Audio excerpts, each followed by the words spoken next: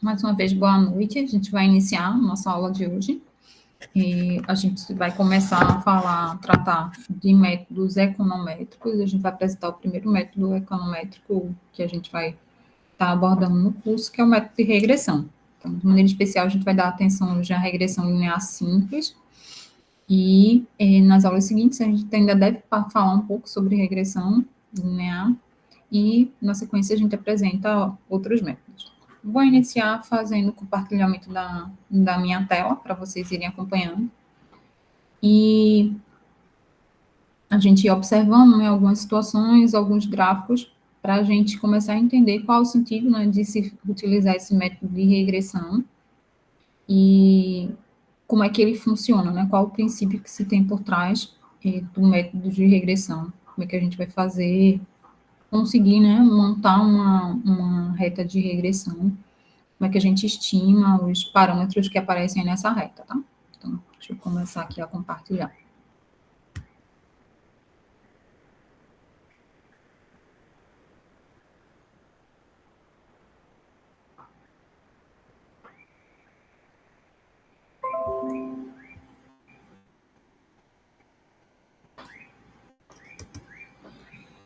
Quando a gente está pensando no método de regressão, quando a gente está pensando em análise de regressão, a gente tem a necessidade de estudar a dependência entre variáveis. Então, a gente vai pensar na dependência existente entre uma variável que a gente chama de variável dependente, e essa relação de dependência pode ser com uma única outra variável, ou pode ser com mais de uma variável. Quando a gente tem a relação de dependência de uma variável com outra variável, a gente vai ter uma relação de dependência 1 para 1, então isso vai gerar para a gente uma regressão linear simples, envolvendo somente duas variáveis. Mas é possível que a gente tenha interesse em relacionar a dependência da minha variável dependente com outras variáveis, não apenas uma, tá? Mas a gente inclui mais de uma variável, tá? Então, essas variáveis, as quais a gente coloca uma relação existente entre a variável dependente e essas outras são variáveis independentes, né? Então, quando a gente pensa, por exemplo, na equação de uma reta, a gente tem lá o x e o y é a variável dependente do x, e x é a variável independente. Aqui a gente está nomeando essas variáveis, essas relações entre as variáveis, como sendo a variável dependente e uma ou mais variáveis, que são as variáveis independentes, que a gente vai chamar de variáveis exploratórias. E o que a gente vai fazer? A gente vai tentar usar essas variáveis exploratórias, essas variáveis independentes, para tentar estar prevendo, estar tentando estimar informações sobre a minha população, sobre o todo. Então, essas informações sobre as variáveis que são independentes, esses valores que a gente vai ter, essas informações que a gente vai ter, eles vão ser provenientes das minhas amostras. E com relação à informação que a gente tem lá na sua variável dependente, ela vai estar reportando informação sobre a sua população. Então, pensem, por exemplo, nessa situação aqui. O contexto dessa informação que está aí é que a gente está tentando observar uma relação existente entre a altura dos filhos e a altura dos pais. Então, o que a gente observa é que, em geral, pais mais altos tendem a ter filhos mais altos. No entanto, o que acontece é que existem algumas situações em que a gente tem pais muito altos, mas a média de altura dos filhos é mais baixa. E também o contrário acontece. Algumas vezes a gente tem pais que têm altura baixa e, no entanto, os filhos acabam tendo uma média de altura maior. Então, essa relação ela não é uma relação exata. Então, aqui nessa figura, nesse gráfico, a gente tem informações, por exemplo, de algumas observações que a gente teve de pais que têm alturas em média de 1,5 m. E aqui são as observações das alturas dos filhos para esse conjunto de pais. Então, Existem pais que têm 1,5 m e filhos que também têm ali na média de 1,5 m. Mas também a gente observa que existem filhos que têm alturas de 1,65 m. Então, quando a gente plotar essas informações aqui através desse gráfico, esse gráfico é um gráfico de dispersão, e aqui a gente está traçando uma reta em que ela vai mostrar para a gente como é que é o comportamento na média dessas situações. Então, o que a gente vai observar é que, na média, a altura dos filhos vai ter esse comportamento aqui. E qual é a relação que a gente consegue observar entre essas duas quantidades? Que, de fato, à medida que a altura dos pais aumenta, existe um aumento na altura dos filhos. Quando a gente está observando esse segundo gráfico aqui, a gente tem informação com relação à questão de uma faixa de idade. Então, a gente tem aqui a idade em anos, tá? Para um grupo de entrevistados, né? Então, a gente tem aqui uma faixa de idades entre 10 e 14 anos. E aqui, no eixo, que seria correspondente ao eixo do Y, a gente tem informações sobre a questão das alturas. Então, aqui a gente observa aqui, ó, aos 10 anos, a gente tem diversas observações com alturas diferentes, né? Alturas que vão até aqui um pouco menos de 1,25 m, até alturas que vão ali até quase, mais ou menos 1,40 m. Isso a gente observa para cada grupo desse de idades que a gente tem de informação, tá? A gente não tem uma única altura específica para aquela idade. Então, tem ali uma faixa de variação, né, dos valores que eu vou encontrar de altura para aquela mesma idade que a gente está especificando, que a gente está observando. Mas a gente consegue enxergar uma relação entre essas duas quantidades, entre essas duas variáveis, a variável idade e a variável altura. E qual é a relação que a gente está observando? À medida que aumenta a idade, tem-se um aumento na altura do grupo de pessoas entrevistadas, né? Do grupo de adolescentes, de crianças ou adolescentes. Então, isso é natural a gente observar, né? E, de fato, quando a gente constata, né, através dessas observações, esse comportamento se reproduz. Esse outro gráfico, ele está relacionando as informações da taxa de desemprego com a variação nos salários nominais. Então, qual é a relação agora que a gente está observando? Não é mais igual a que a gente estava apresentando nos dois gráficos anteriores. Antes, à medida que a gente aumentava a variável correspondente ao x, a gente tinha um aumento na variável correspondente ao y. Aqui acontece de forma diferente. À medida que a gente está aumentando, né, a variável correspondente ao x, que é a taxa de desemprego, a gente tem, de fato, uma diminuição na variação dos salários que são recebidos, né? Se tem mais desemprego, o salário médio tende a ser menor.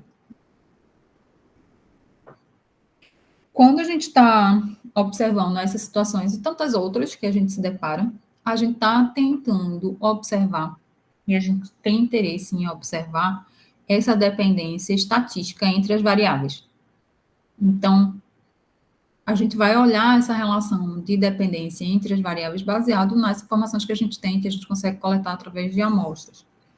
E a gente não tem a necessidade, nem tem o interesse de observar as relações existentes entre variáveis através do que a gente chama de uma forma funcional ou determinística, tá? Como a gente tem, por exemplo, na física clássica. Então, existem relações na física que são sempre verificadas. A gente quer olhar, de fato, o que acontece ao nosso redor, o que acontece no dia a dia.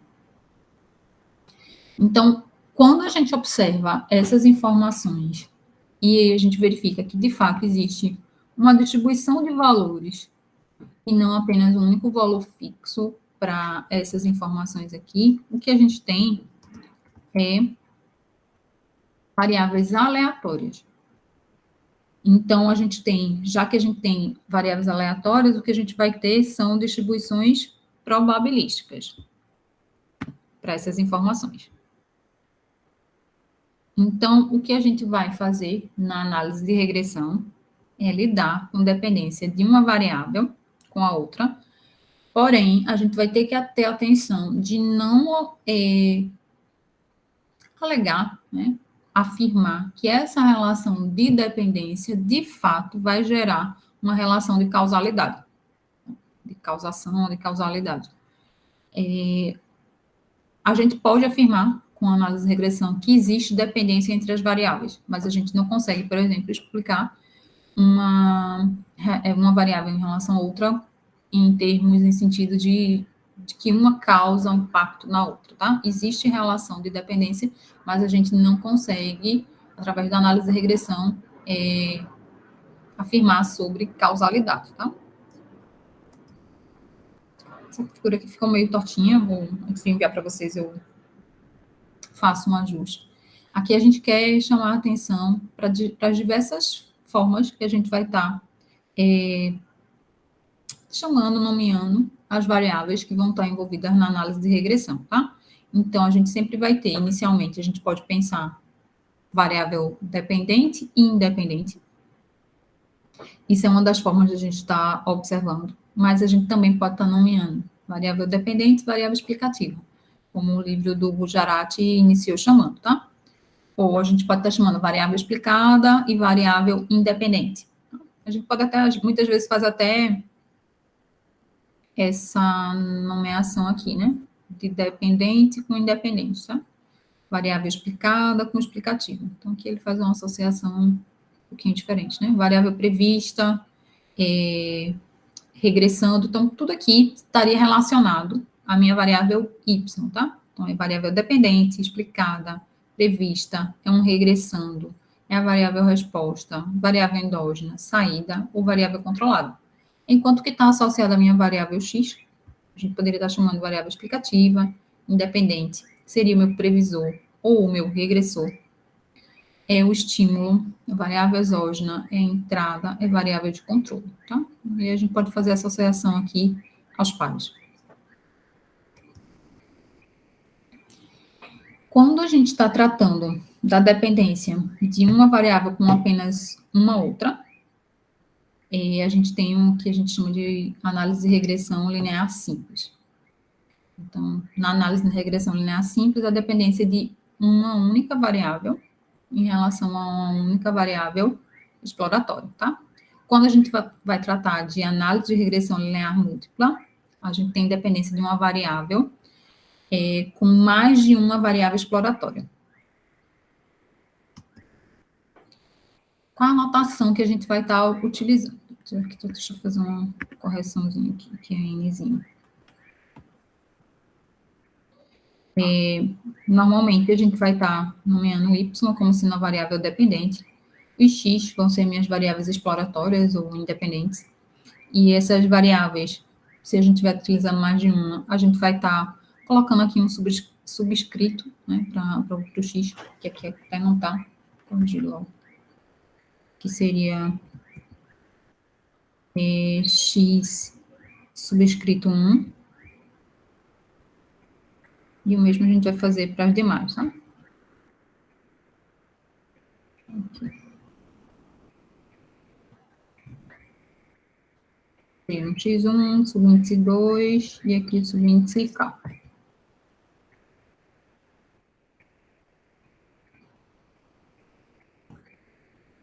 Aqui seria o 2.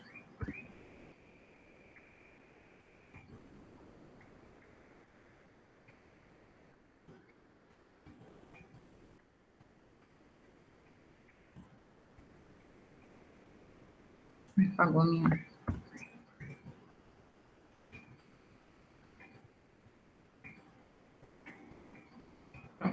Já vai para vocês certinho.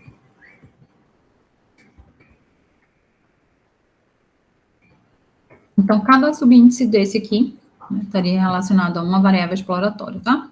O subscrito I, ele denota a iésima observação ou valor que a gente tem.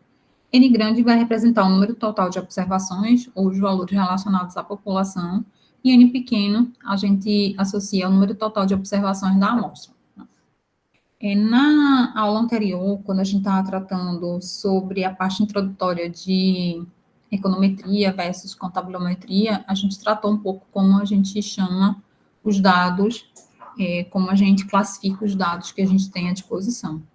Quando a gente vai tratar de modelos envolvendo regressão linear, o tipo de dado que a gente vai estar utilizando são dados de corte transversal, tá? Chamando a atenção aqui.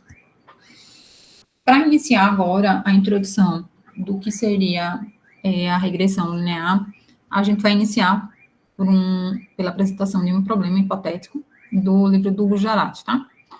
Esse problema, ele tem o seguinte contexto. A gente tem informação sobre um grupo de famílias e a gente tem aqui a informação com relação à despesa que a gente tem aqui. Deixa eu só abrir aqui a minha variável X, o que é que ele está notificando, tá? Deixa eu só abrir aqui.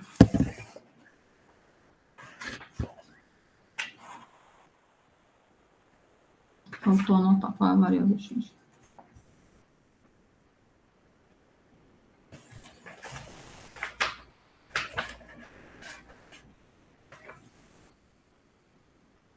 X é a renda familiar, tá? Então, X é a renda familiar. Vamos anotar logo aqui, pronto.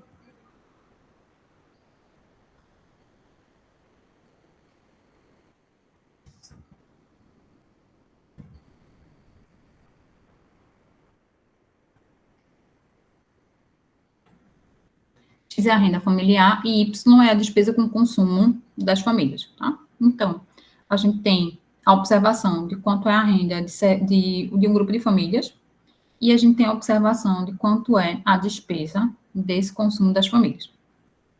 Como é que as informações elas estão apresentadas aqui, tá? Deixa eu só diminuir aqui um pouquinho.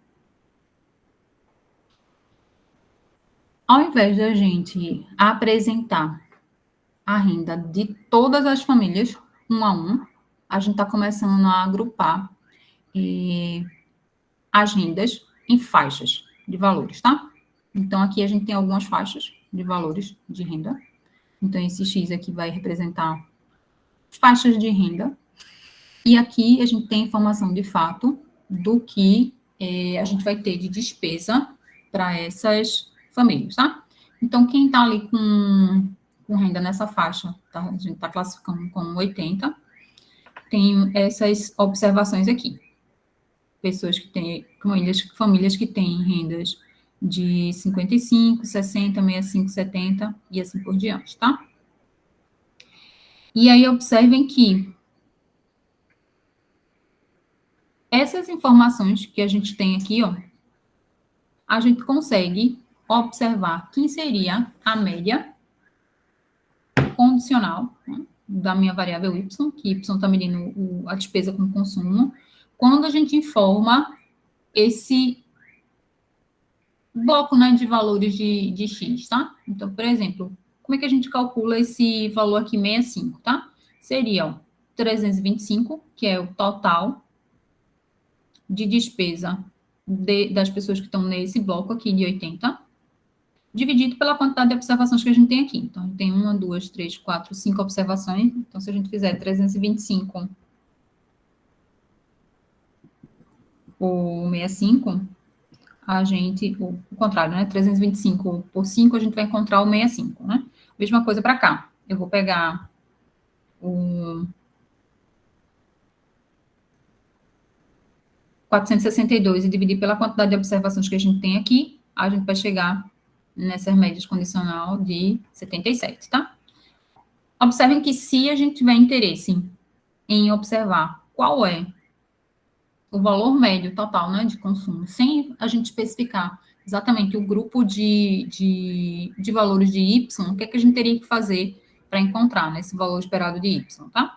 A gente teria que somar todas as rendas que a gente tem e dividir pela quantidade total de observações que a gente tem, que é de 60, tá? 60 famílias, a gente tem 60 informações aqui. Então, se a gente somar todas essas informações que a gente tem aqui de consumo e dividir por 60, a gente vai encontrar que o valor esperado de Y é 121,2. Então, esse aqui seria o valor esperado, que a gente chama de incondicional da renda.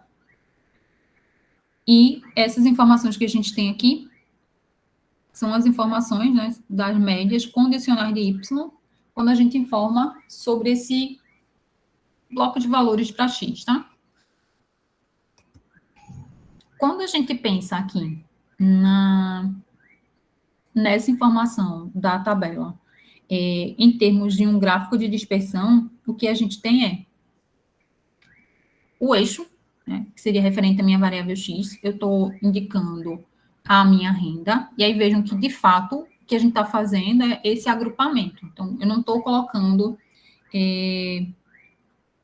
família a família, qual é, né, a renda e a respectiva despesa de consumo, tá? Então, estou classificando aqui, ó. Se a renda semanal for de 80, eu tenho essas observações aqui, tá? Se a renda semanal for de 100, essas observações aqui. E assim por diante, tá? Então, quando a gente faz essa disposição, a gente começa a observar uma relação existente entre a despesa e a renda semanal. E como é que é essa relação? Ela é uma relação que, à medida que a gente vai aumentando a renda, a gente tem um aumento na despesa de consumo. E aí, o que a gente fez nesse gráfico adicional, tá? O Gujarati fez, ele observou esses valores médios que a gente destacou aqui, tá? As médias condicionais. A gente destacou esses pontos dentre o conjunto de informações que a gente tem aqui, tá? Então, aqui está disposto todos os pontos e o valor esperado, condicional, né? A média condicional, 65, está destacado aqui. Para o grupo de 100, da mesma forma. Peguei 77 e destaquei. E assim eu fiz para todos os outros. E aí a gente traçou a reta em cima desses valores médios condicionais. E aí a gente tem esse comportamento traçado aí, através dessa reta, que esse comportamento aí, ele traz para a gente a informação de toda a nossa população. Por quê? Nesse problema, a população que a gente está considerando são as 60 famílias, as 60 informações que a gente tem. Então, todas as informações que a gente tinha, a gente usou para construir essa reta de regressão, essa linha de regressão. Tá? Então, ela, pelo fato de ter todas as informações da minha população, é uma curva de regressão populacional. Agora, o que acontece é que nem sempre a gente tem acesso, de fato, a todas as informações da população. O que a gente vai fazer, então? A gente acaba usando informações da amostra. Deixa eu só liberar aqui, ó, acho que alguém entrou.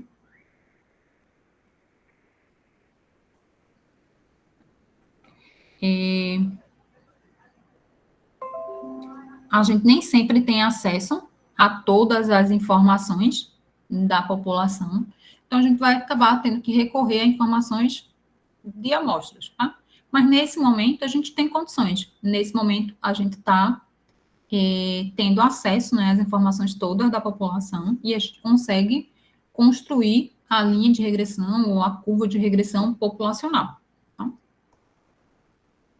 Então, o que está acontecendo nesse caso aqui é que eu passo minha reta de regressão, minha curva ali de regressão, em cima daqueles valores médios esperados. Então, eu tenho ali, ó, para o primeiro bloco, eu tenho uma média de 65, mas observe que existe vários valores, né, que são assumidos ali em torno daquela média. Só a gente observar aqui, ó. Não existe um único ponto quando a gente está pensando o x de 80. A gente tem uma série de informações aqui. Eu estou destacando a média, e em torno dessa média, para esse valor de x, a gente tem uma distribuição de informações, tá? É o que acontece aqui. Ó. Então, aqui eu tenho as médias, cada uma dessas, tá? Ele não colocou todas. A gente está traçando a reta em cima dessas médias, mas a gente observa que ali em torno daquela média eu tenho uma linha, eu tenho uma distribuição de valores, tá? Aqui ele está sugerindo, né, que essa distribuição parece ser uma distribuição normal, mas o fato é que existe uma distribuição de informações ali em torno desses valores médios esperados, tá? Então, a curva de regressão populacional, ela conecta essas médias das subpopulações de Y correspondentes a cada valores dos regressores de X, tá? Então, aqui a gente está destacando que, de fato, A gente não tem uma única informação, mas a gente tem ali uma família de informações em torno daquela média, e que essas distribuições, a gente está supondo, né, que vai gerar essa possibilidade da gente traçar a reta de regressão em cima dos valores médios, tá?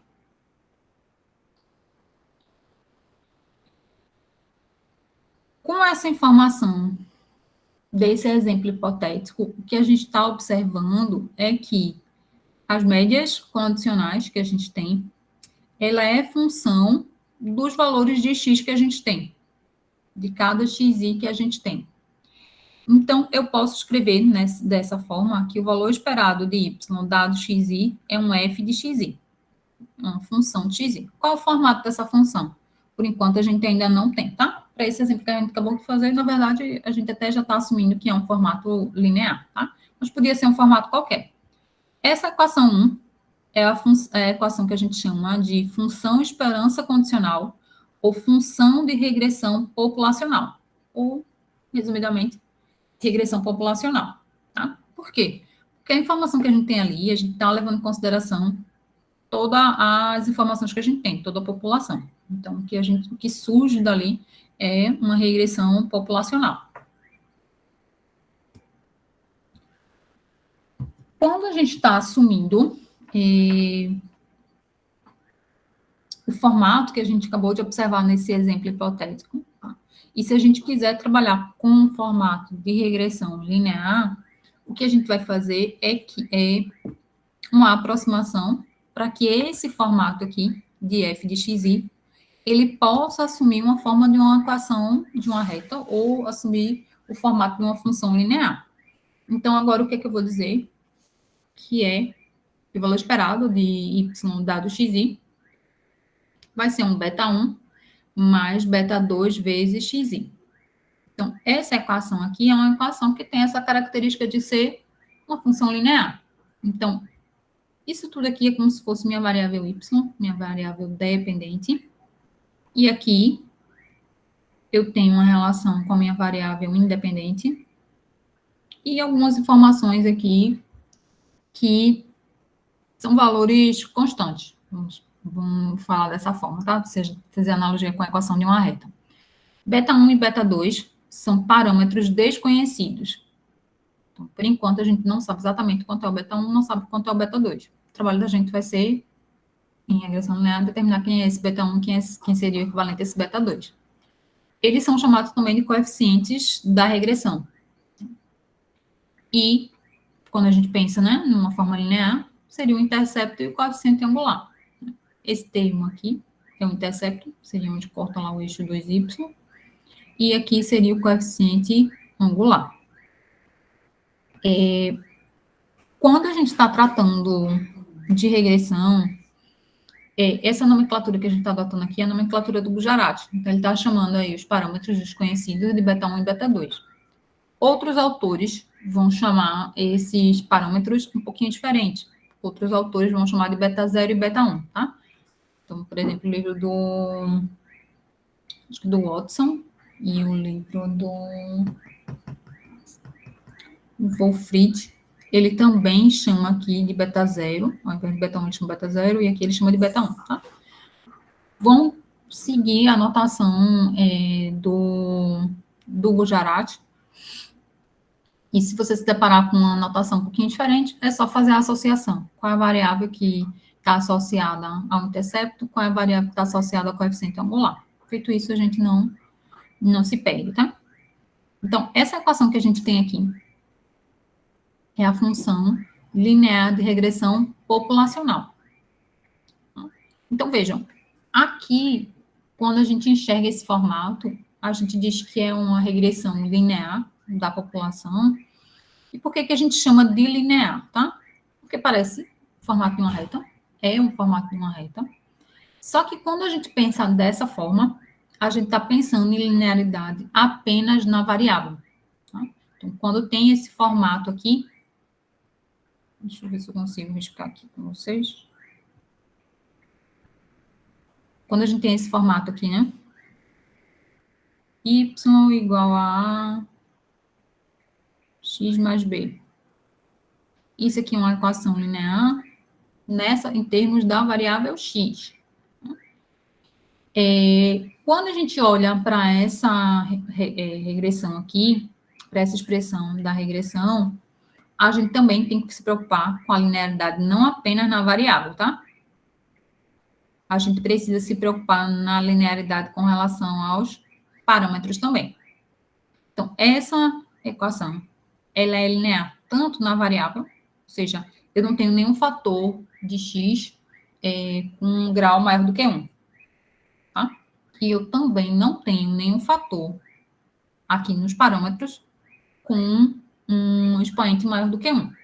Então, aqui é linear, o beta 1 não está elevado a nenhuma potência diferente de 1, o beta 2 também não está elevado a nenhuma potência diferente de 1. Então, nessa regressão aí da população, ela é linear tanto nos parâmetros quanto na variável, tá?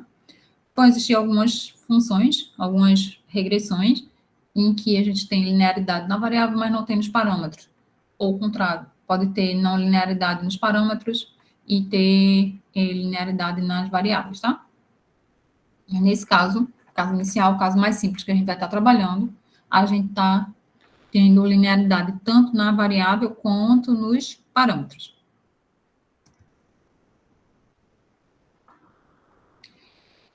Quando a gente está pensando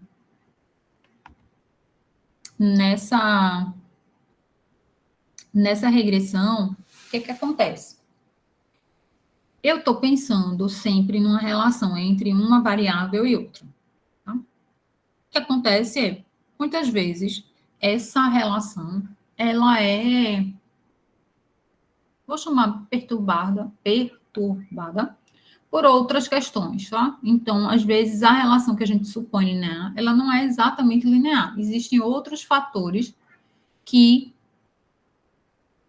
impactam, né? Que fazem com que eu tenha um valor não exatamente como eu estou prevendo através dessa reta de regressão. Então, o que a gente vai fazer é, então, associar uma variável de erro, né, para ilustrar essa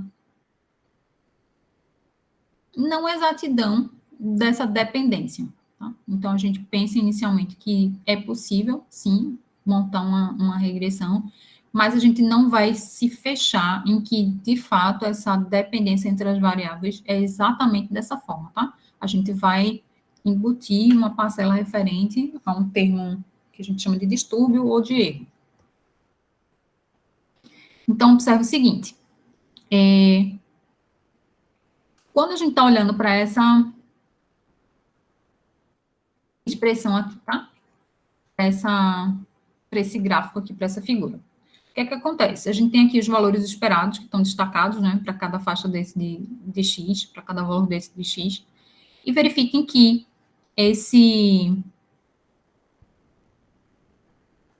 essas informações aqui, elas não estão exatamente em cima aqui da minha reta de regressão. Tá? Existe esse desvio, tá? Existe esse termo, essa distância aqui em relação à minha reta de regressão. Então, a gente vai tratar um pouquinho sobre isso. A gente vai olhar qual é a diferença, qual é o desvio para cada valor de y que a gente tem em relação ao valor esperado. Tá? Essa diferença a gente está nomeando aqui de UI. Tá? Então, o I ele vai medir o desvio individual de cada YI em relação ao seu valor esperado. Então, aqui, para esse exemplo nosso, é como se eu pegasse cada pontinho desse e fizesse, né, tivesse possibilidade de calcular a diferença dele em relação ao valor esperado, tá? Então, por exemplo, aqui, a gente está vendo que o valor esperado é 65. Agora, qual é o valor YI específico para essa primeira observação que a gente tem? É 55. Então, esse valor, ele não é exatamente igual à média condicional. Qual é a diferença que tem entre esses dois valores? A gente mede através dessa variável UI. Aqui meu termo de erro, né? O de distúrbio, ele vai ser, né? o valor real que o YI assume, menos o seu valor esperado. Tá? Ou se a gente quiser isolar o YI, ele vai ser o valor esperado mais essa parcela referente a o termo de erro ou distúrbio, tá? Esse UI, ele é uma variável aleatória ou estocástica, tá? Que vai ter uma distribuição em torno dela.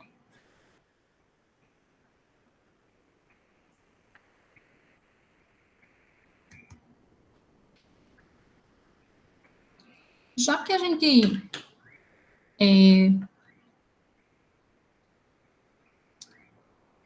conseguiu observar que, de fato, a gente não consegue ter uma previsão exata usando somente o formato, né, da distribuição da regressão linear, que é necessário a gente embutir esse termo de distúrbio de erro. Essa minha equação 3 aqui, a gente pode reescrevê-la, tá? Como? Eu vou pegar a expressão que a gente tinha antes, né, de y dado xi, e coloco aqui. Então, a equação que a gente tem agora de regressão ela relaciona esse formato, né, de ser linear aqui, mais essa parcela aqui de erro, tá? Então, na verdade, a gente tinha inicialmente essa equação aqui, a gente observou e fez a inserção da parcela do termo de erro, e por fim, a gente ajusta e a gente vai ter essa equação agora, descrevendo a minha regressão, tá?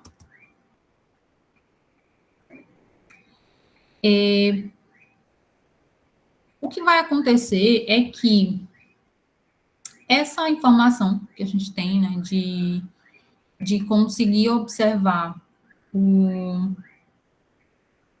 essa parcelinha de erro, é que esses erros em relação a seu valor médio, a gente vai ter uma observação interessante quando a gente for tentar estimar esses parâmetros.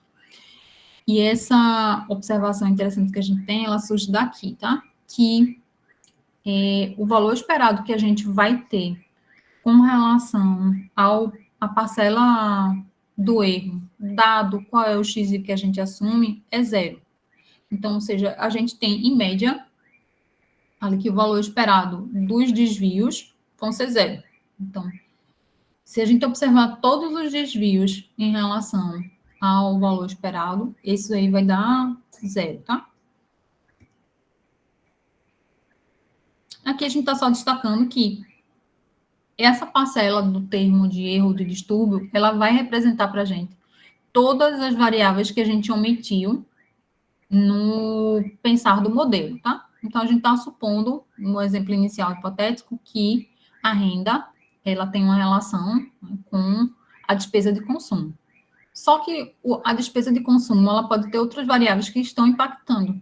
E a gente não colocou nesse modelo inicial que a gente fez. Para a gente inserir essas outras possíveis variáveis, e sem modificar o formato de ser uma regressão linear, a gente faz a inclusão desse termo de erro de distúrbio, tá? Então, ela vai representar tudo que a gente não conseguiu inserir no meu modelo. Então, vejam, até o momento, o que a gente conseguiu fazer foi, se eu tenho informações com relação a toda a população, eu consegui montar a minha reta de regressão populacional. O que vai acontecer é que nem sempre a gente vai ter possibilidade de trabalhar com a população, vai estar trabalhando com a amostra. Então, do exemplo que a gente estava inicialmente pensando, que a gente tinha lá a população com 60 famílias, vamos supor que agora a gente não tem essa informação das 60 famílias, a gente tem apenas uma informação sobre uma amostra, essa amostra que está colocada aqui, tá? Então, eu tenho informações de alguns valores de consumo relativo a alguns valores de renda. Então, eu tenho essa tabela aí com as informações de X e Y. O que a gente vai se perguntar é, será que com essas informações eu consigo prever e pensar como é que funciona a regressão da população como um todo? Então, a gente vai verificar que não. Uma amostra ali pequena, relativamente pequena, da minha população, não vai conseguir, de fato, me dar informação sobre como é a regressão, considerando a população como um todo. Se a gente tomar uma outra amostra, a gente vai perceber que a gente também não vai ter possibilidade de, com essa segunda amostra, também uma amostra relativamente pequena, a gente não consegue fazer a regressão da população como um todo. Mas só que a maioria das situações, o que vai acontecer, a gente vai ter informação apenas da amostra. Então, a gente precisa agora pensar em trabalhar com as amostras, e não mais com a população como um todo, tá? Então, aqui a gente tem uma representação dessas duas amostras que a gente acabou de apresentar através, né, desse gráfico aí de dispersão, e a gente traçou aí quem seriam as retas referentes às regressões para cada uma das amostras. Então, aqui, a gente tem aqui as informações com relação à renda, nesse eixo, e aqui as despesas com relação ao consumo. A reta cheia, né, seria a reta de regressão da amostra 1, e a reta pontilhada é a reta de regressão com relação à amostra 2, tá? Então, eu tenho uma reta relativa à primeira amostra e outra reta relativa à segunda amostra. Os pontos estão aqui marcados, né, dispersos. O pontinho cheio é referente à segunda amostra e os xizinhos são referentes à primeira amostra. Então, a gente traçou ali a reta que melhor se ajusta a essas informações de cada uma das amostras e a gente tem essas representações. Tá? Então, observe que mudou a amostra, a gente tem uma representação um pouquinho diferente para a regressão. E a gente poderia se perguntar, então, qual vai ser delas a melhor, né? Qual vai ser aquela que vai representar a população real, a reta de regressão da população, tá? O que a gente vai verificar é que, de fato, não tem como a gente dizer exatamente qual das duas é a melhor reta.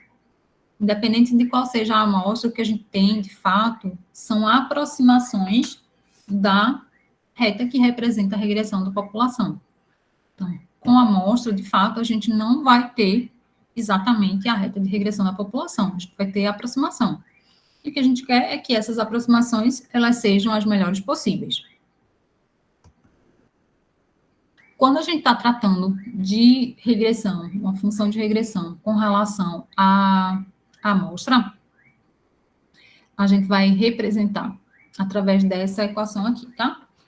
A anotação agora, ela passa a ser um pouquinho diferente. A gente tem aqui, ó, essas variáveis todas, beta 1, y, todas com um chapéu. Então, a gente vai ler y chapéu é igual a beta 1 chapéu mais beta 2 chapéu vezes xi. Beta 1 chapéu e beta 2 chapéu são estimadores de beta 1 e beta 2. E o y chapéu, ele vai ser um estimador do valor esperado de y dado xi. Então, agora a gente começa a trabalhar como que de fato a gente tem, que na maioria das vezes vai ser ter acesso somente a amostras. E aí o trabalho da regressão, ele vai ser, a gente vai ter que estimar, encontrar meios para encontrar quem seriam os melhores valores para beta 1 chapéu e beta 2 chapéu, de maneira a representar a população como um todo.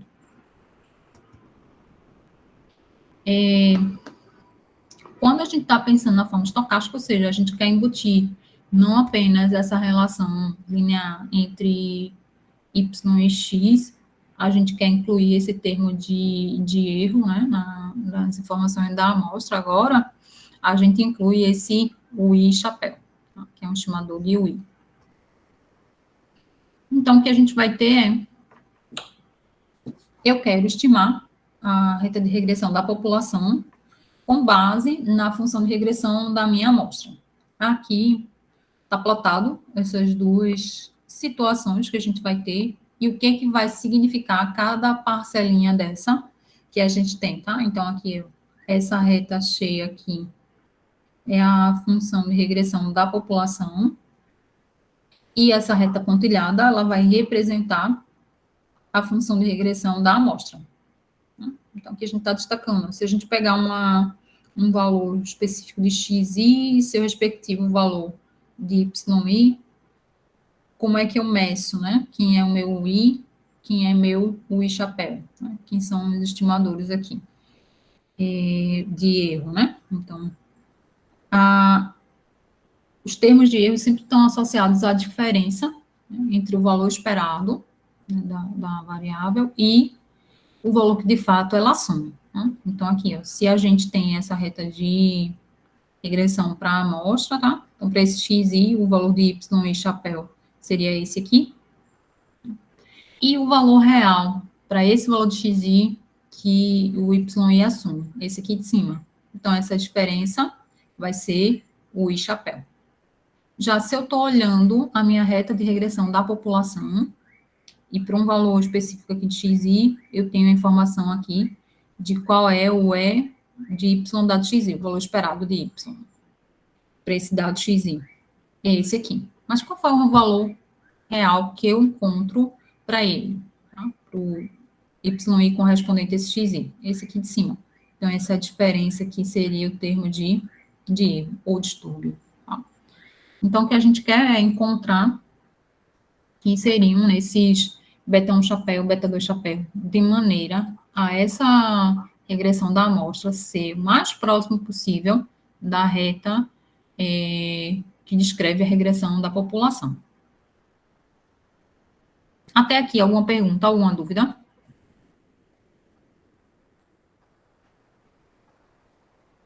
Vamos seguir, então, tá?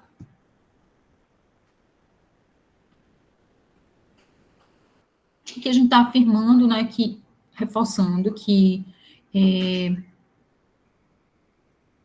a gente consegue observar, né, o valor que o yi assume, se a gente tiver o valor da estimativa mais a parcela de erro, tá? E aí, para introduzir agora como pensar em estimar aqueles parâmetros, a gente começa a apresentar um método dos mínimos quadrados ordinários, tá? Esse método dos mínimos quadrados ordinários, ele vai ser o método que a gente vai utilizar para poder conseguir estimar quem seriam os melhores valores para beta 1 chapéu e para beta 2 chapéu. Então, a gente vai aqui retomando as equações que a gente tem. A gente tem que yi é dado por beta 1 mais beta 2 xi mais esse termo aqui de distúrbio. Ou, se a gente estiver pensando aqui com relação à amostra, a gente também pode escrever dessa forma aqui. E, por fim, o yi vai ser o yi chapéu mais o i. Como é que a gente vai determinar, então, a função de regressão amostral, tá?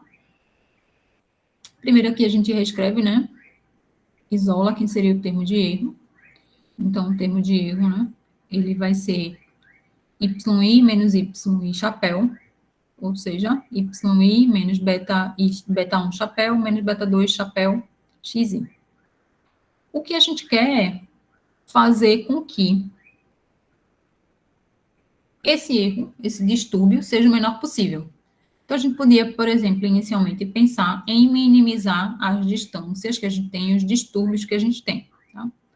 Então, observe o seguinte. Deixa eu ver se eu coloquei esse gráfico aqui. Coloquei. Então, imagine o seguinte. Eu tenho aqui minha reta, tenho vários desses distúrbios aqui, tá?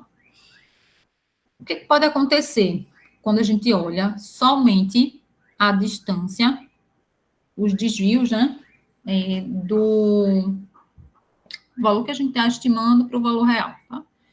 Poderia acontecer, por exemplo, desse U2 chapéu ser exatamente igual a esse daqui.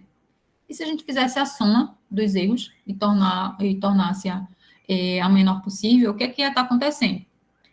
E acabar que esses erros aqui, esse U2 e o 3, iam se cancelar, porque eles têm a mesma magnitude, isso olhando visualmente, a gente poderia supor que eles têm a mesma magnitude, só que estão em sentidos contrários, tá? Então, esse valor de U2 aqui que a gente ia encontrar e de U3, eles seriam valores iguais, porém simétricos. Então, quando a gente fizesse a soma, eles iriam se cancelar.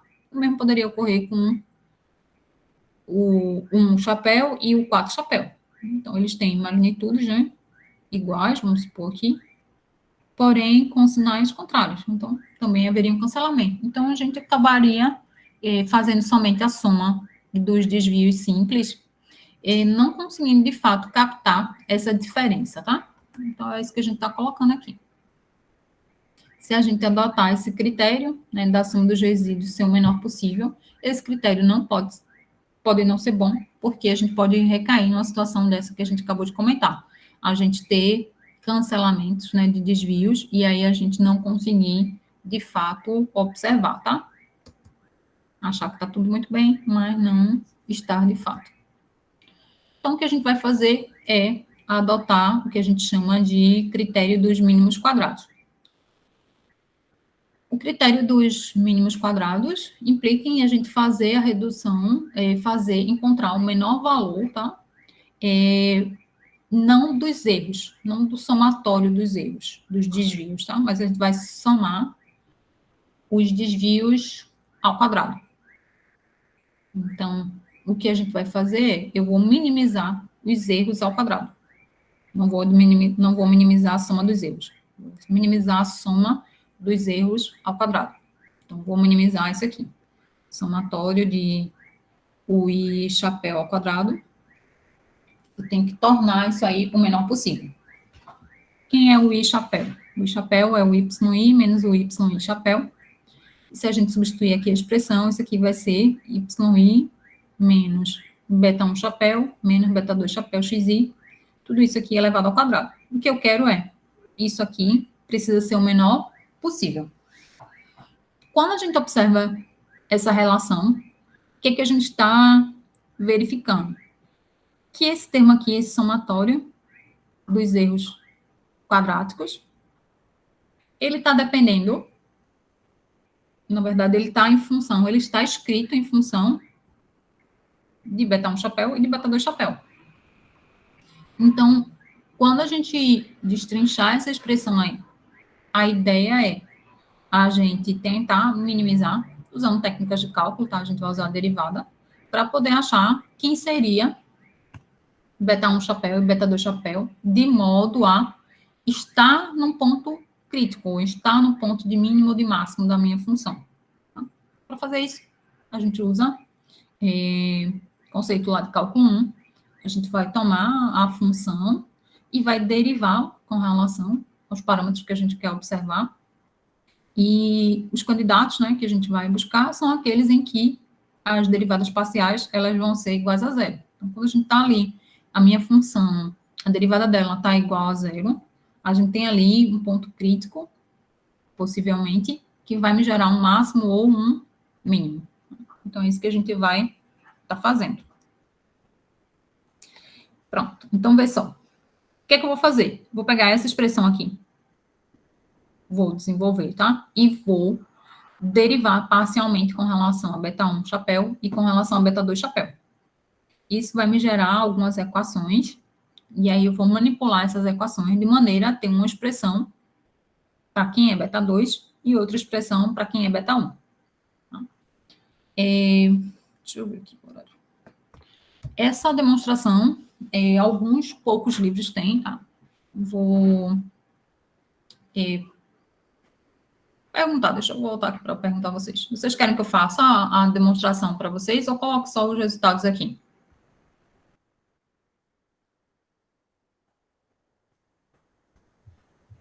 Pode fazer, professora.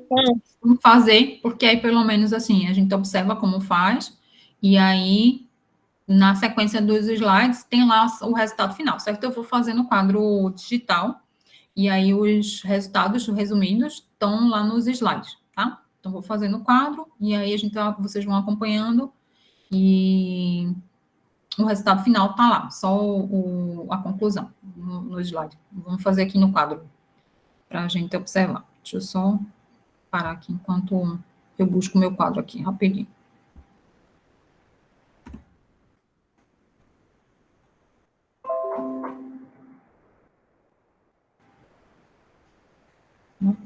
Cadê?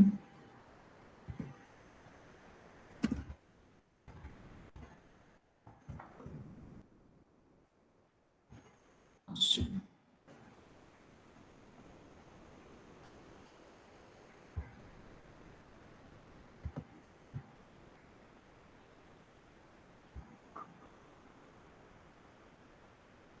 Então, deixa eu compartilhar de novo.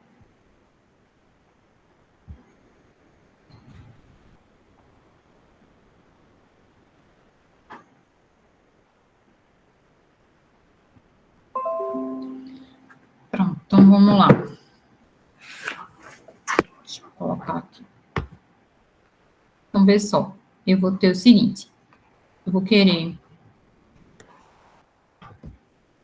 olhar para essa função aqui, somatório de y chapéu ao quadrado, que é igual ao somatório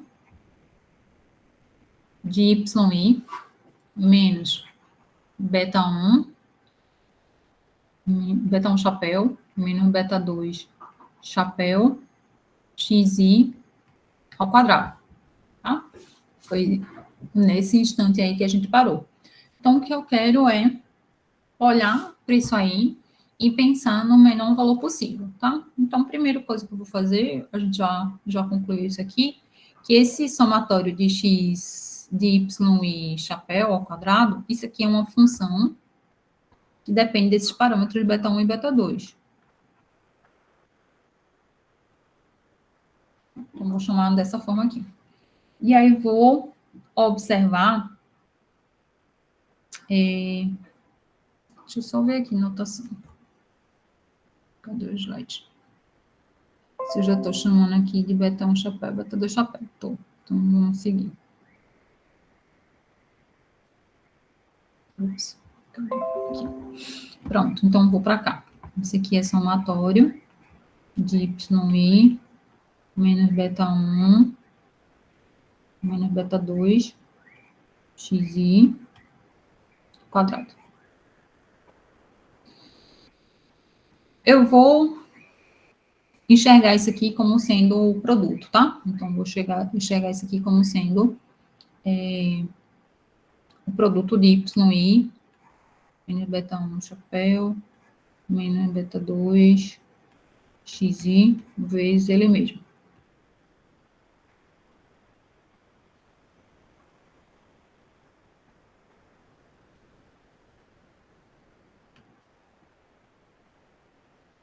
E aí, vou desenvolver esse produto.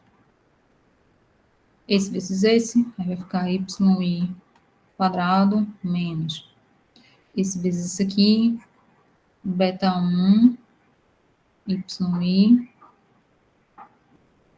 depois esse com esse aqui, aí vai ficar menos beta 2 chapéu, e aqui tem y, xi, vamos colocar na ordem, xi, y. Eu fiz os 3 primeiros produtinhos, né? Depois, vou olhar agora esse beta 1 com todos os outros 3 termos aqui. Então, vai ficar menos beta 1 chapéu, y, beta 1, né? E agora, os termos do meio, vai ficar mais beta 1 chapéu, quadrado, né? Beta 1 vezes beta 1. Depois, mais... que faltou? Beta 1 com esse aqui, vai ficar mais beta 1, beta 2, xi. E, por fim, agora, esse terceiro com esse aqui. Então, vai ficar menos beta 2, beta 2xy,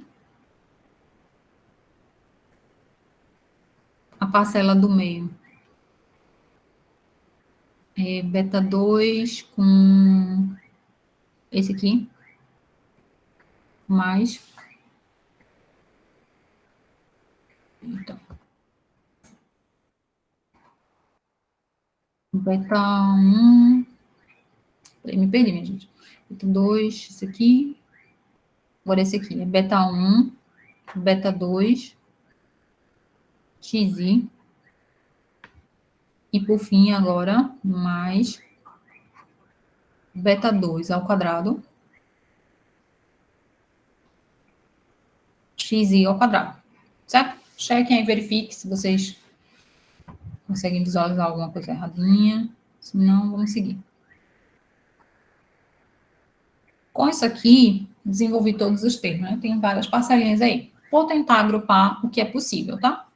Então, olha, tem algum termo com YI em outro lugar? Não, então vou deixar ele aqui sozinho. Então, esse aqui vai ser somatório do YI ao quadrado. Depois, vou agrupar esse daqui com algum outro, se tiver, tá? Então, aqui tem beta 1 chapéu com YI. Vou lá, procuro se tem algum outro lugar. Tem aqui, né? Então, aqui vai ficar menos 2 vezes beta 1 chapéu, YI. Vou olhar agora esse daqui. Beta 2, produto de X e YI. Vamos ver se tem algum outro lugar. Aqui. Então, fica menos 2, beta 2, XI, YI. Então, já foi esse aqui também, né? Aí, agora, eu tenho esse carinha aqui também, né? Podia deixar ele até para o final, mas vamos deixar logo aqui. É o beta 1, chapéu ao quadrado, tá sozinho. Então, isso aqui também já foi. E aqui tem o que mais? Beta 1, beta 2, chapéu, XI. Tá aparecendo 2 vezes, tá? Esse cara aqui com esse aqui. Então, mais positivo agora. 2, beta 1, chapéu. Beta 2, chapéu, XI. O que mais? E, por fim, esse aqui. Beta 2, chapéu, XI ao quadrado. Ok? Fechou aqui.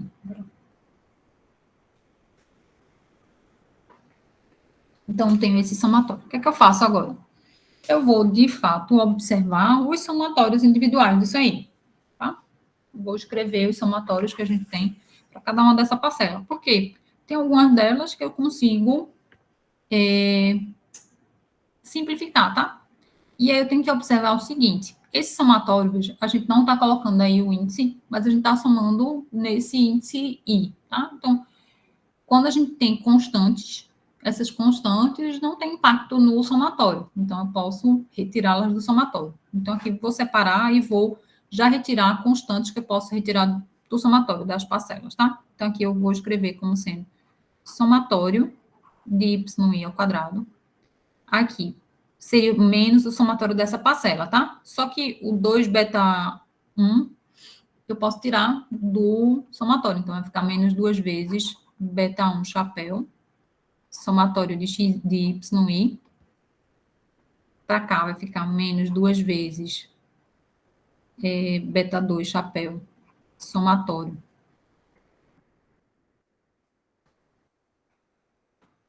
Somatório de XI, YI. Para cá ficaria mais somatório de beta 1 ao quadrado.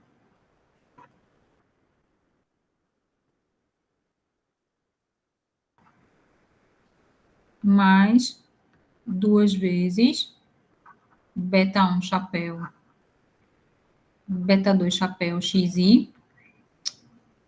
Somatório, né? Somatório de XI.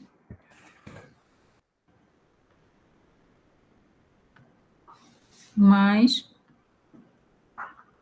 beta 2 chapéu, somatório de XI ao quadrado. O que eu posso fazer mais? Eu posso observar que essa parcela daqui, ó, ela é um... Como é que a gente vai falar?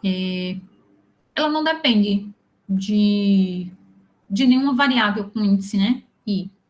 Então, eu poderia retirar, né, ela do somatório, e se eu estou somando aqui nesse índice de 1 até N, isso aqui ficaria N vezes beta 1 chapéu, tá?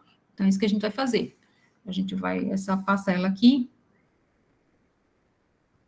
vai ficar, esse trecho aqui vai ficar N, beta 1 chapéu ao quadrado, tá? O restante permanece igual, tá? Então, o que eu vou fazer agora? Eu vou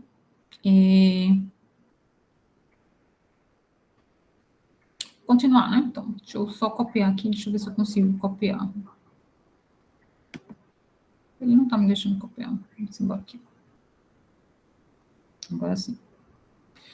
Vou só copiar aqui para poder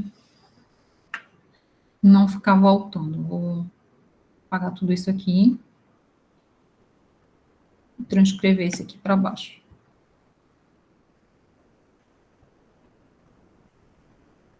Vou usar só essa última linha aqui.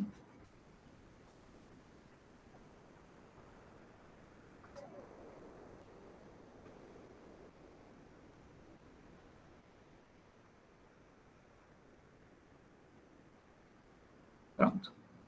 Então, deixa eu transcrever ela aqui para cima para a gente poder trabalhar com essa equação aqui. Então, eu estou nesse ponto aqui.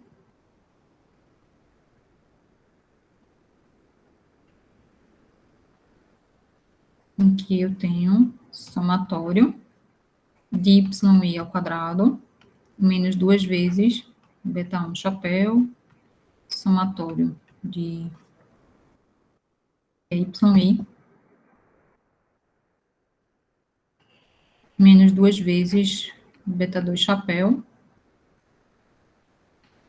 esse somatório aqui, mais n vezes beta 1 chapéu quadrado, mais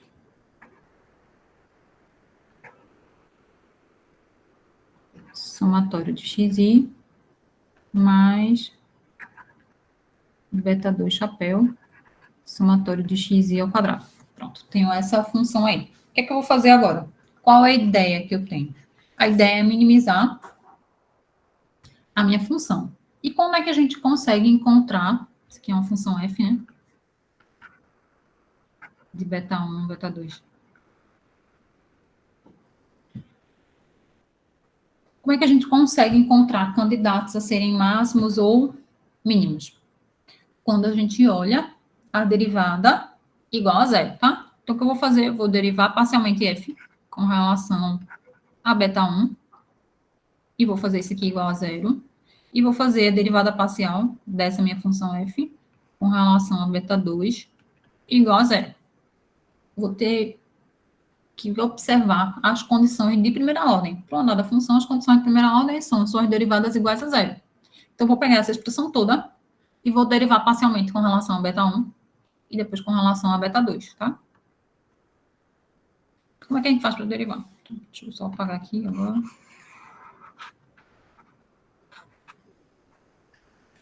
Lembrando, vou derivar com relação a beta 1 e com relação a beta 2. O que não for beta 1 e beta 2 é constante, tá?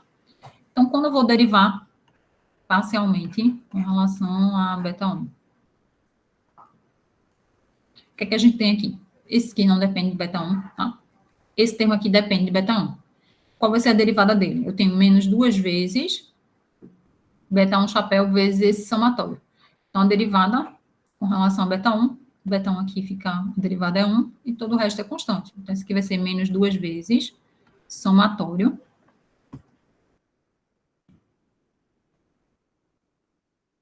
de yi. Esse termo aqui não tem beta 1, para cá vai ser mais 2 vezes n beta 1.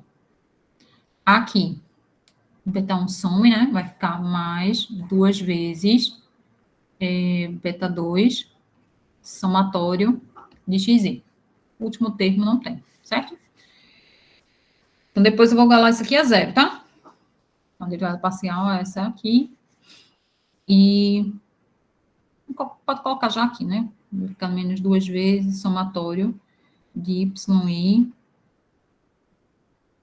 mais 2n beta 1 mais 2, beta 2, somatório de xi igual a zero. Tá? Depois eu vou olhar df de beta 2. Vou derivar o passamento com relação a beta 2. Esse aqui é constante, aqui não tem beta 2, aqui tem beta 2. A derivada, então, vai ficar menos 2 somatório de xi mais, aqui não tem, aqui vai ficar 2 vezes beta 1 somatório de xi mais, aqui tem beta 2, né? Então, a derivada vai ficar somente xi ao quadrado, tá? Isso aqui, depois eu vou precisar fazer igual a zero. Então, vai ficar menos 2 vezes somatório de xi, yi, mais 2, beta 1, chapéu, somatório de xi, mais somatório de xi ao quadrado. Isso aqui tem que ser igual a zero, tá? Então, tenho aqui as condições que a gente chama condições de primeira ordem. O que é que eu vou fazer? Vou manipular, isolar uns termos aqui, tá? Então, por essa primeira equação aqui, o que é que a gente tem? Vou chamar aqui essa equação 1, e aqui, eita, deixa eu só pegar meu carregador.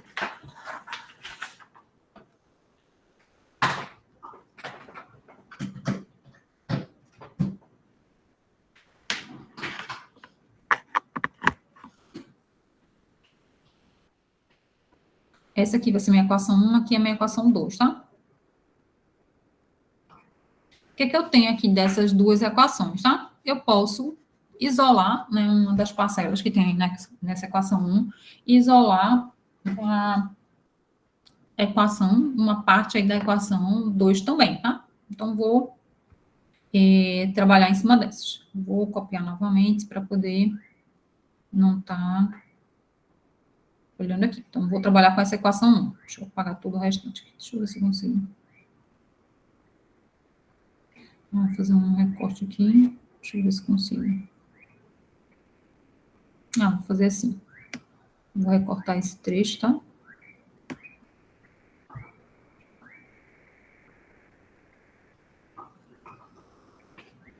E esse aqui. Pronto. Que aí eu faço aqui agora.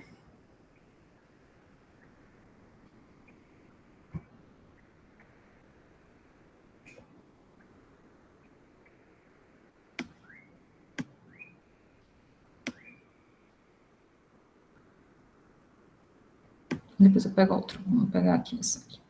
Então, aqui, o que que eu posso fazer? Eu posso, ó, isolar essa parcela aqui, que está negativa, vou botar ela para o outro lado. Então, se eu colocar ela para o outro lado, vai ficar 2n beta 1 chapéu mais 2 beta 2 chapéu somatório de xi igual a 2 somatório de yi. Vou só inverter o lado aqui para ficar mais bonito. E observem que tem 2 multiplicando todas as parcelas. Então, posso simplificar tudo por 2 também, tá? Então, aqui vai ficar 2 vezes somatório. Tirar o 2, já disse que ia tirar, não tirei, né?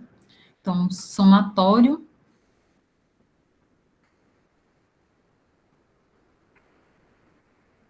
de yi, ele vai ser igual a quem? A n beta 1 chapéu mais beta 2 chapéu, somatório de xi. Essa equação a gente pode chamar de 1 estrela, tá? Então, chama de 2, 3 mesmo, né? Essa equação 3 e a equação 4, que a gente vai encontrar já já, vai ser equações importantes para a gente determinar quem são os meus estimadores, tá? Então, vou guardar essa equação aqui. Vou pegar agora a equação 2 para manipular um pouquinho.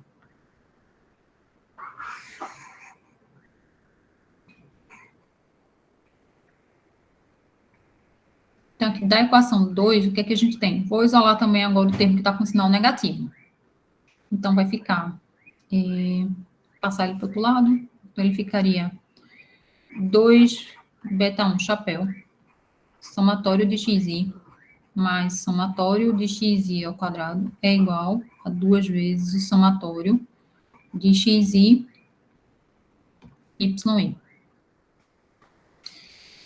E aí, novamente, tá? Tem...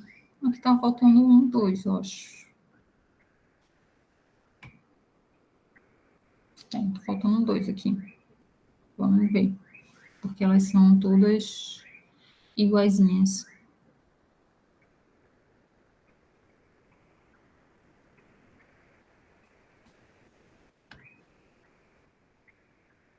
Aqui, ó.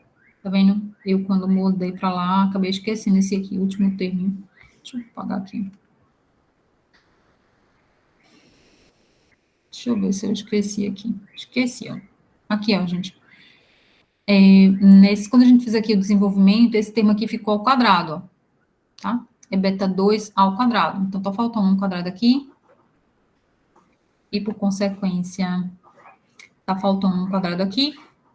E aí, quando a gente está fazendo a derivada parcial com relação a beta 2, aqui tinha sumido, né? O beta 2. Então, não some, né? Porque se eu estou derivando com relação a beta 2 e aqui está ao quadrado, aqui vai ficar, ó, vamos corrigir aqui. Aqui vai ficar menos ou mais 2 vezes o beta 2 chapéu, certo? Ele diminuiu 1 grau.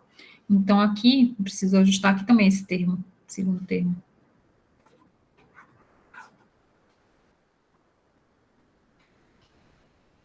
2 beta 2 chapéu, somatório de xi ao quadrado. Aqui é a equação 2. Esse aqui tá errado. Aí aqui a gente precisa... A equação 1 tá ok, mas a equação 2 tá errada aqui, né? Vamos ajustar ela aqui. Aqui...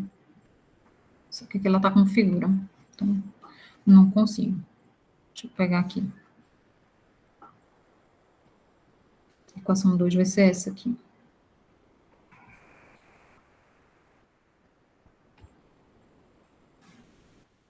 Então, aqui agora eu tiro essa. Como que eu faço?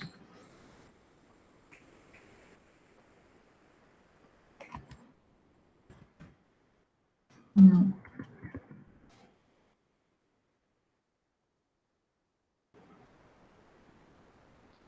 Vou riscar aqui, certo? Deixa eu apagar aqui. Essa aqui vai ser menos 2 somatório de xi mais 2 beta 1 chapéu, somatório de xi, mais, aí vamos ver aqui como é que ela tá. 2 beta 2. 2 beta 2 chapéu, somatório de xi ao quadrado. E aqui eu vou dizer que essa aqui tá errada, tá?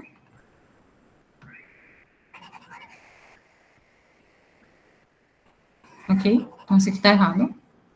Esse aqui que é a equação 2, que a gente transcreveu de lá. Então, aqui eu vou manipular esse daqui. O que eu fiz? Só vou isolar essa parcela negativa e dividir todo mundo por 2. Vamos fazer logo isso, tá? Então, se eu jogar lá para o outro lado, vai ficar 2 beta 1 chapéu, somatório de xi,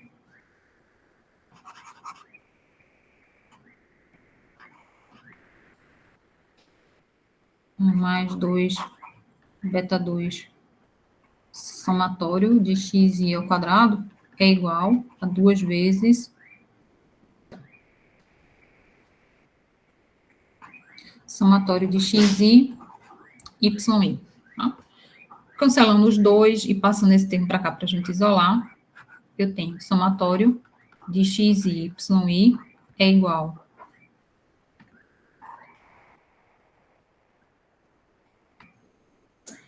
a beta 1 chapéu, somatório de xi,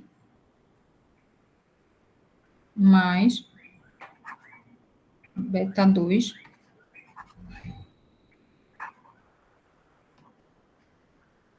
somatório de xi ao quadrado, tá? Essa equação aqui é a equação 4, né? A equação 3 e a equação 4, deixa eu só checar aqui, beta 1, xi,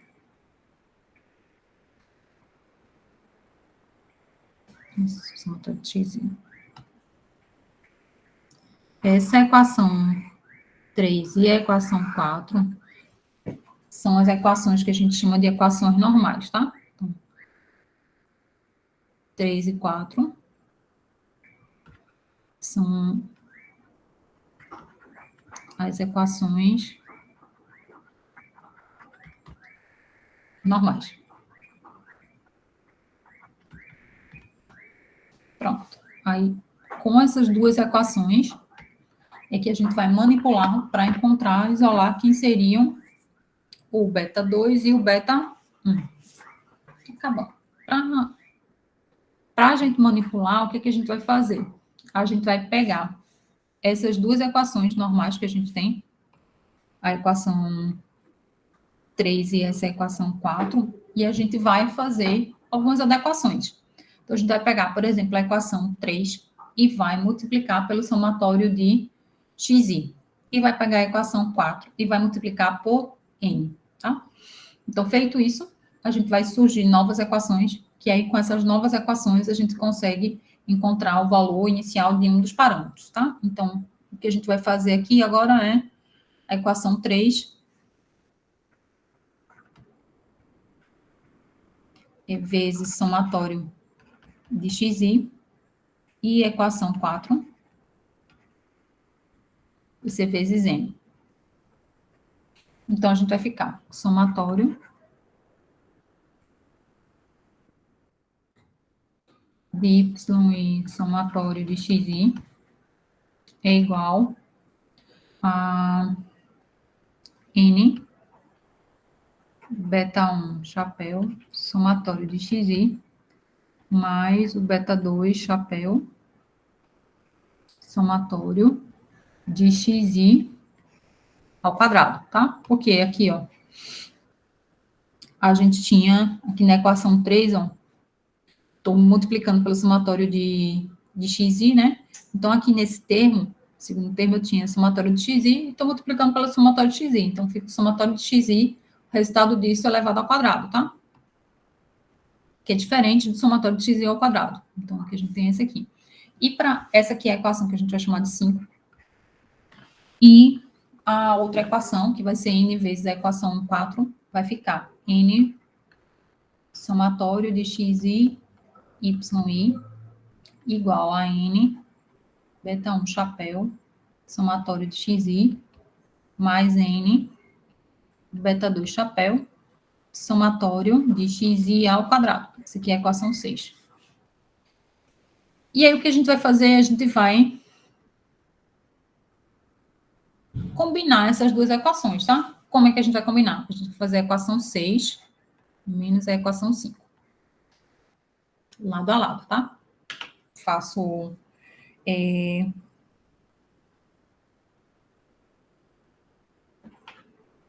esse lado esquerdo da equação 6 menos o lado esquerdo da equação 6, o lado direito da equação 6 menos o lado direito da equação 6, tá? Então, aqui, ó, se a gente fizer 6 menos 5, o que é que vai ficar? Então, vai ficar aqui do lado esquerdo n somatório de x e y menos somatório de y, somatório de xi é igual. Agora, eu vou fazer o lado direito de 6 menos o de 5. Então, vai ficar n beta 1 chapéu somatório de xi mais... Observa aqui, ó. Quando a gente está fazendo esse lado todo, vamos fazer aqui, vamos escrever. Que a gente já poderia ganhar um tempinho aqui, ó, observando o seguinte. Essa parcela da equação 6 é exatamente igual a essa parcela aqui da equação 5. O que é que vai acontecer, então? Se eu faço esse lado todo menos esse lado todo, essas duas parcelas vão sumir. Concordam? Então, é isso que a gente vai fazer, tá? Deixa eu ver aqui se eu tô falando besteira.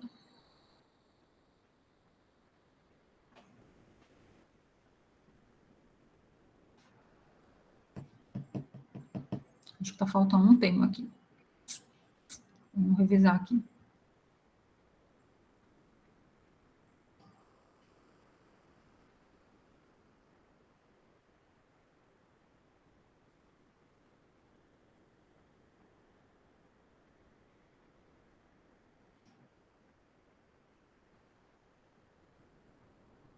A equação 5 tá ok.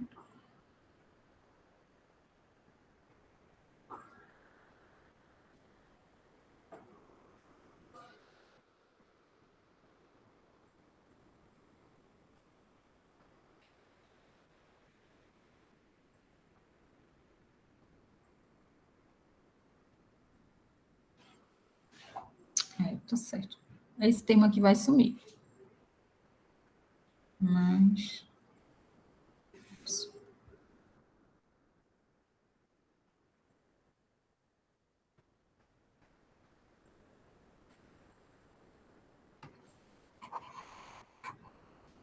se eu não estiver vendo errado, esse cancela com esse. Aí vai sobrar somente N, beta 2 chapéu. Vamos ver se a gente chega na resposta certa.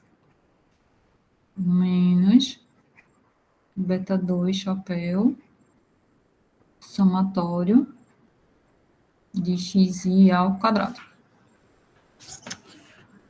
Quem que eu quero descobrir? Nesse caso aqui, ó.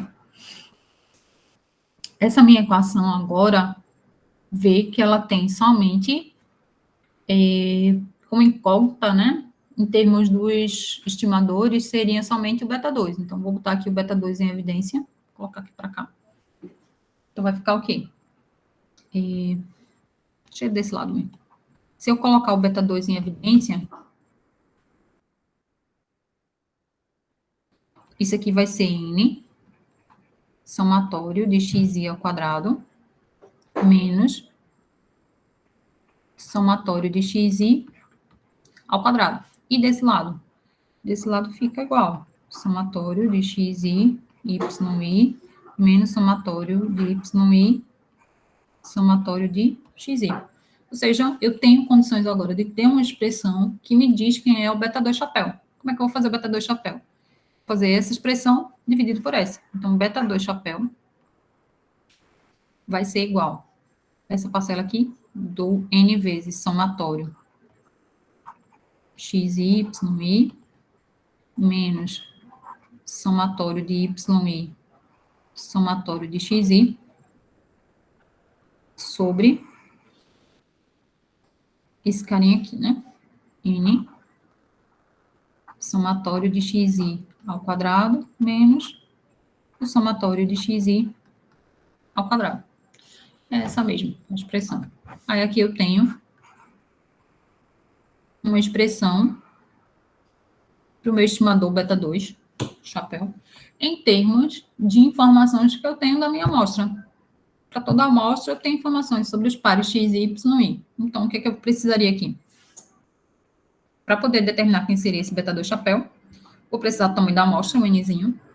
Vou olhar uma informação que é o somatório, né, dos pares de informação de xi e de yi, menos aqui o somatório de xi, aqui o somatório de yi, e assim por diante, tá? Então, da forma que a gente encontrou aí a solução para o beta 2, eu tenho condições de, com as informações da minha amostra, determinar quem seria esse parâmetro, tá?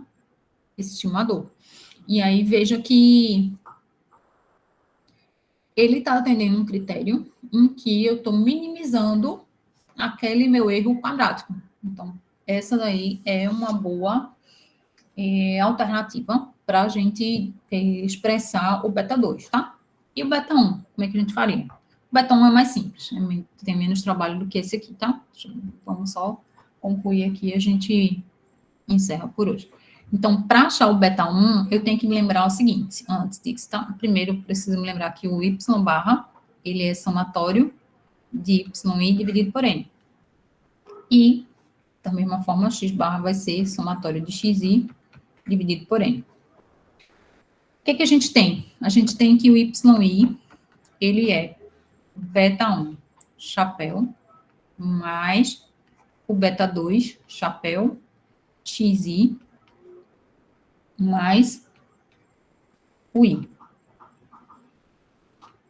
O que eu vou fazer, então? Eu vou olhar, vou fazer a soma e dividir pelo valor de n, tá? Então, vou olhar aqui o somatório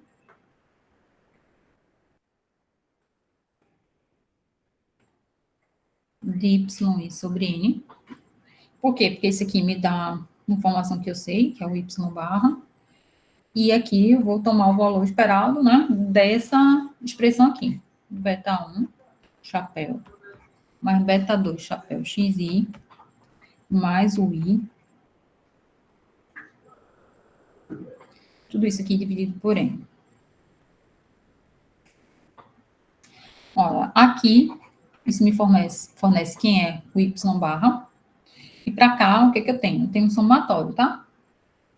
Então, eu vou observar para cada trechinho desse, os somatórios separados. Então, aqui eu vou ter somatório de beta 1, chapéu, sobre n, mais somatório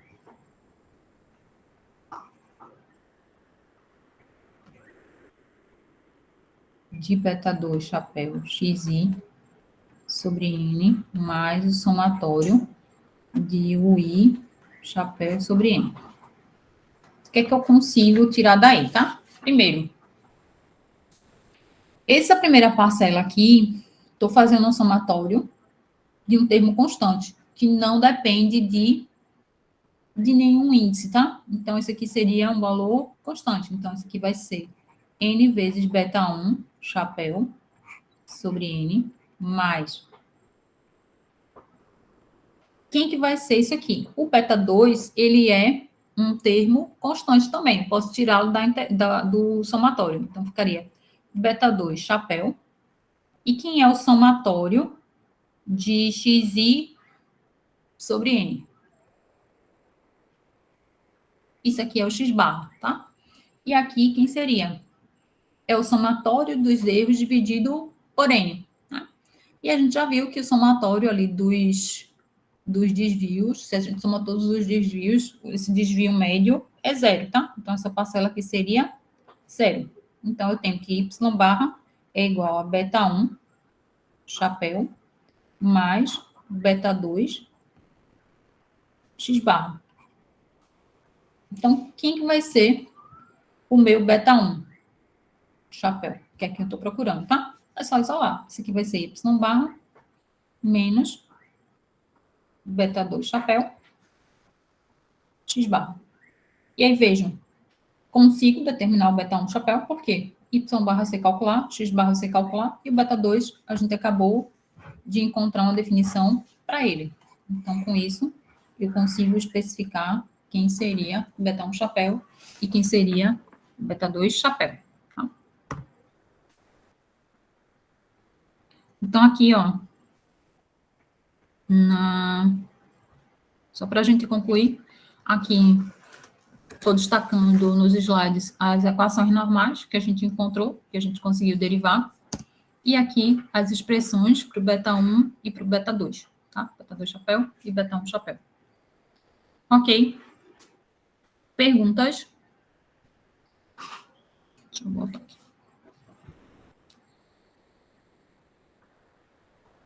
Então, hoje a gente vai parar por aqui, observando, né, essa forma da gente conseguir chegar, né,